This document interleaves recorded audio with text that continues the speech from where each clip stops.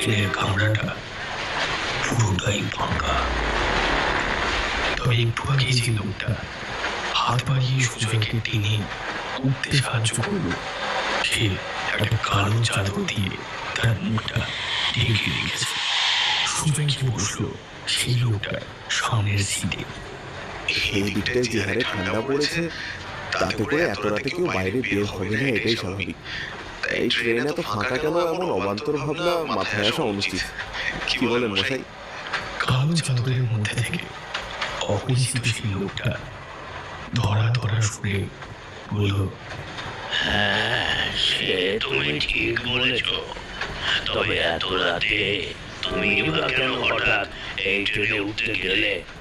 শীতের গভীর রাতে শখ করে ট্রেনে চাপলে নাকি? আপনার কাছে আর কি বলবো আমার দুঃখের কথা। আজ রাতেই আমার দাদু মারা গেছেন। আজ শুক্রবার, খুব ভালো দিন। তাই যতই রাত হোক, আজ রাতেই মামারা দাদুর শেষকৃত্য সম্পন্ন করবে। কাল শনিবার পড়ে যাচ্ছে, মৃতদেহ বাড়িতে রেখে গেলে অনেক দোষ পাবে যে। তাই যতই রাত হোক, শেষকৃত্য আজই সম্পন্ন হবে। ওই জন্যই তো এত রাতের ট্রেনে নামখানা আমার মামার বাড়িতে যাচ্ছি। স্টেশনে নেমে গাড়ি পাই তো ভালো, নয়তো পায়ে হেঁটে শ্মশানে চলে যাবো।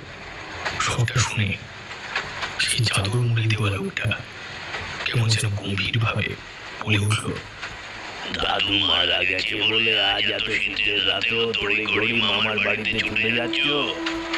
তবে 2 বছর ধরে এত কাকুতি মিনতি করার পরেও দাদুকে একবার দেখতে যাওয়ার সময় পেলে না? এই হলো তোমার গাফিলতি।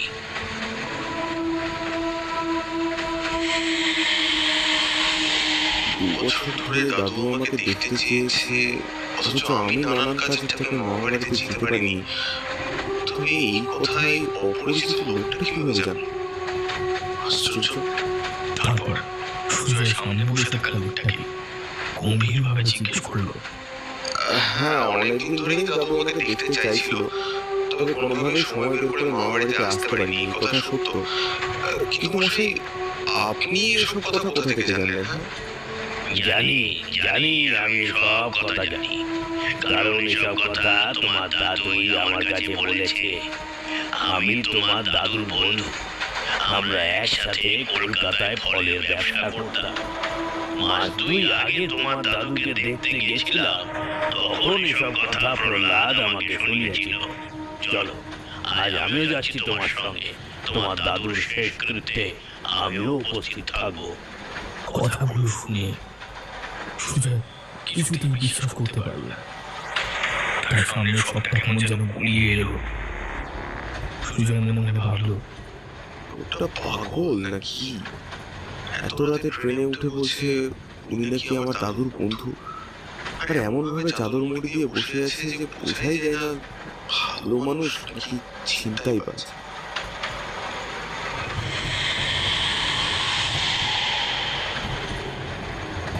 তো আপনি বলছিলেন যে মাস 2 আগে আপনি আমার দাদুকে দেখতে গিয়েছিলেন, তো সেখানে গিয়ে কি দেখলেন? দেখলাম আমার বিপত্তি বন্ধু প্রহ্লাদ 2 ছেলে 2 বৌমার তীব্র অবহেলায় তিলে তিলে কেমন করে শেষ হয়ে যাচ্ছে। তো আপনি যখন দেখলেন আমার দাদু এতটা কষ্টে আছে, তো তাকে সঙ্গে করে আপনার বাড়িতে নিয়ে আসলেন না কেন? কিংবা আমাদেরকে খবর দিতে পারতেন, আমরা এসে আমার দাদুকে নিয়ে যেতাম। এইসব কথাবার্তার মাঝে ট্রেনটা চলে এসেছে সোনারপুর জংশনে।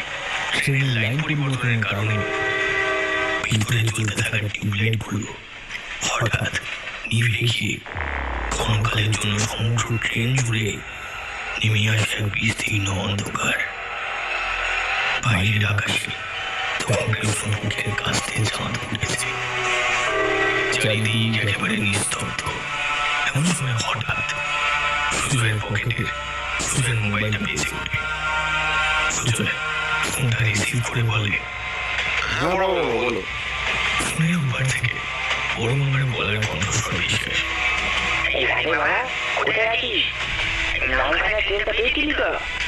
হ্যাঁ মামা, ট্রেন পেয়েছি, আমি এখন সোনারপুর আছি। তুমি চিন্তা করো না, আমি ঠিক পৌঁছে যাবো।